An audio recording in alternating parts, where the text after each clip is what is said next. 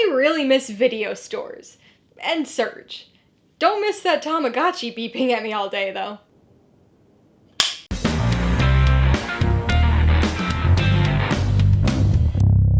Hey everybody, welcome to Mainely Movies. Happy New Year's! Today I'm going to be talking about the 2024 sci-fi disaster comedy, Y2K. If you're new here, please consider subscribing for a variety of movie-related content, like reviews, rank lists, and trailer reactions. All my reviews include a breakdown of the pros and cons, my rating, and some tailored film recommendations, so be sure to watch through to the end of this video for all that extra content.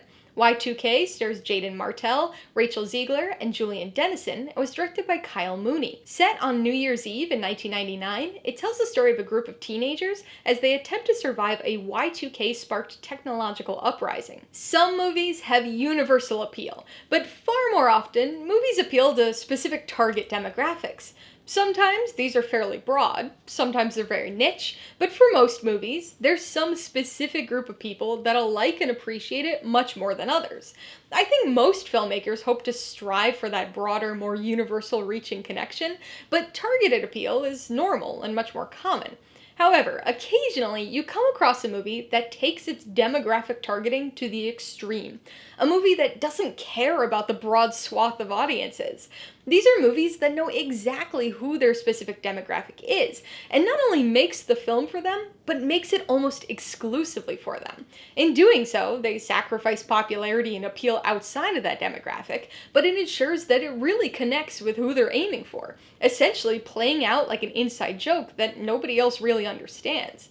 Y2K is one of those movies, targeting a subset of elder and peak millennials with a very specific set of genre interests. As with any period piece, especially one so directly targeting a specific age group, Y2K is overloaded with nostalgia. We've had a lot of 80s nostalgia movies and TV shows over the last decade and a half or so, but we've finally moved into the 90s, and I am here for it. Dial-up internet, AIM, burning mixed CDs, renting VHSs, blowing on N64 cartridges, Tybo, Surge, and all manner of other late 90s things absolutely litter this film. This was my childhood and my preteen years, so I'm able to glean this knowing entertainment out of it all, but I can understand why other generations won't connect with it. If you were too old to be playing with Tamagotchis, or you're too young to know who Billy Blanks is, then yeah, you're not going to get the same enjoyable benefit out of the nostalgia. But if you're somebody who remembers the absurd panic surrounding Y2K, who watched Junior on VHS after a long day of rollerblading while listening to Harvey Danger and Limp Bizkit, then the nostalgia overload is really going to bring you back. Of course, nostalgia alone can't buoy a feature film. So what about the story? This sci-fi disaster comedy boasts an incredibly entertaining premise. What if Y2K had actually happened? And what if it wasn't just the collapse of global computer-dependent infrastructure, but instead an apocalyptic computer uprising? Anybody looking at that idea for a comedy should theoretically know what to expect from the film. But if you couldn't tell, this is not a movie to be taken seriously. At all. It's goofy, it's over the top, it plays up its sentimental moments to silly parody levels, it leans into story tropes from the era like the inexplicably talented teen hacker. Is it cheesy? Yes. Do the characters have dimensionality? Not really. Does the story make any sort of believable sense? Definitely not. But does it feel like a silly what-if parody-adjacent story written by a millennial as an inside joke with other like-minded millennials? Absolutely. Even with its target demographic and intentions in mind, Y2K certainly still has some issues. The generational humor doesn't always hit, and it's sure to elicit more than a few eye rolls. There are also several incredibly annoying characters, but thankfully, most of them are quickly dispatched. Perhaps the most disappointing aspect is the story direction. After some initial, somewhat slow character and stage setting, this film finally springs into its Y2K premise with absurd and highly entertaining gusto. Unfortunately, it fails to maintain that same entertainment and energy throughout, resulting in more of an apocalyptic hangout comedy than sci-fi action comedy. It has its moments, but definitely peaks early. So I get it. I fully understand why this film hasn't been received well by the majority of audiences. It's overly silly, not particularly well constructed, and made with a very specific generational target audience in mind. I just happen to be a member of that generation and of that target audience. So as dumb as this movie is, it was an enjoyable watch for me. Alright, let's talk about the pros and cons. Pro number one is the nostalgia. Now, this is something that definitely won't fall on the pro side for everybody. Similar to the recent boom in 1980s nostalgia films we've had the last decade or so, this movie leans very heavily into the late 90s nostalgia. Much of the nostalgia falls into the, hey, remember that thing style of delivery, but some of it does genuinely factor into the story, so it occasionally works on different levels. People who don't remember the Y2K paranoia, or those who have no idea what Tybo or Surge are, probably won't get any enjoyment from the 90s stuff here. But if you're an elder or peak millennial, a lot of the nostalgia here is going to hit in a very satisfying way. The second pro is the premise.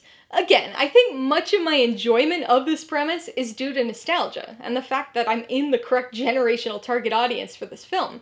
But there's just something so fun about a semi-satirically mocking comedy about the absurdity that was Y2K. This movie takes a what-if approach to that scenario, and looks at it in the most over-the-top and absurd way possible, playing into many of the tropes and stereotypes that defined the late 90s. This is not a movie that takes itself seriously whatsoever, and it's one that you definitely shouldn't take seriously either. On the con side, the biggest issue is the story execution. As much as I really enjoy the premise for this one, the actual execution of that premise leaves a bit to be desired. It's not a traditionally well-written film, and it has a lot of story issues, but I get that much of that was intentional. So that aspect really doesn't bother me, and was actually quite funny at points. My main problem with the story is that it just doesn't capitalize on the premise in a consistently interesting way. It takes a little bit to get going, because it has to set the stage for the characters and their relationships, but once the Y2K stuff hits, we're presented with a very over-the-top, ridiculous, but entertaining sequence. And there are moments that almost reach similar entertaining heights later on in the film, but nothing ever quite matches that fairly early peak. The story itself kind of fizzles into this intentionally cheesy, coming-of-age, on-the-move hangout type plot, just set during a computer uprising. It's still fun, but it's not as continuously fun and exciting as it should be. The second con has got to be the characters. This is another con that has the caveat of largely being an intentional decision. Again, this is not a movie that takes itself seriously, and it's not a movie that was trying to be good in any sort of traditional way. Instead, this movie was sort of parodying, or at least playing upon, all sorts of tropes and stereotypes, and just general nonsense that was popular in the late 90s. So, of course we have the character who, for no reason, is really good at hacking. Of course we've got the kids who are super into rap, but not actually good at it. Of course we've got drunk teenagers being obnoxious at a house party. None of these characters are well written, none of them have any real arcs, and quite a few of them are incredibly obnoxious or unfunny. So they're not good, but the degree to which they negatively impact the film for you will depend on whether or not you're on board with the cheesy intentionality of the script. Before I give you my rating and recommendations, I want to remind you that if you're interested in buying Y2K or any of the other films I mentioned today, I do have affiliate links for all of them in the description below. I get a small commission from anything you buy through one of my links, so I'd really appreciate it if you'd use them if you're in the market for any of these movies. I'm gonna give Y2K 3.5 out of 5 paws.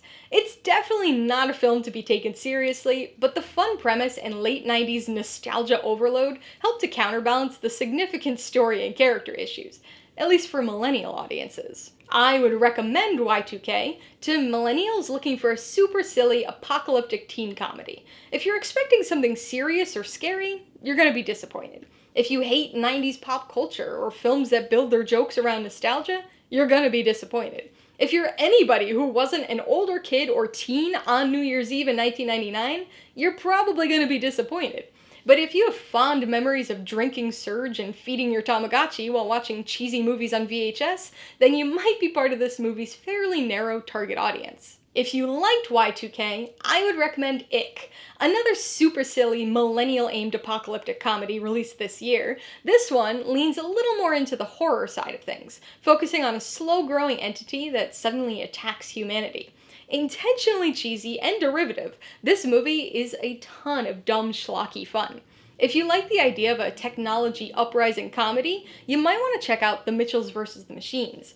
This is an animated film with a more modern edge than Y2K, but don't let that fool you. This is a very funny and exciting robot apocalypse movie that also manages to be sincere and heartfelt between the laughs. And if you'd like another entertaining technology run-amok film released in the late 90s, you'll want to watch Small Soldiers. Despite its potentially silly-sounding premise, this is an action comedy that's got its fair share of dark and creepy moments, as an army of small militant toy commandos wage war on a family. Alright, a couple questions for you guys. Number 1, have you seen Y2K? If so, what'd you think of it? And number 2, on New Year's Eve 1999, were you concerned about Y2K, or did you think nothing was going to happen? Be sure to leave your answers in the comments below so we can get a discussion going. Alright, so if you got some enjoyment, insight, or information out of this review, I'd appreciate if you hit that like button. And if you haven't done so already, please hit subscribe here at it to see more videos like this. Till next time, this has been Alicia with Mainely Movies, the way life should be.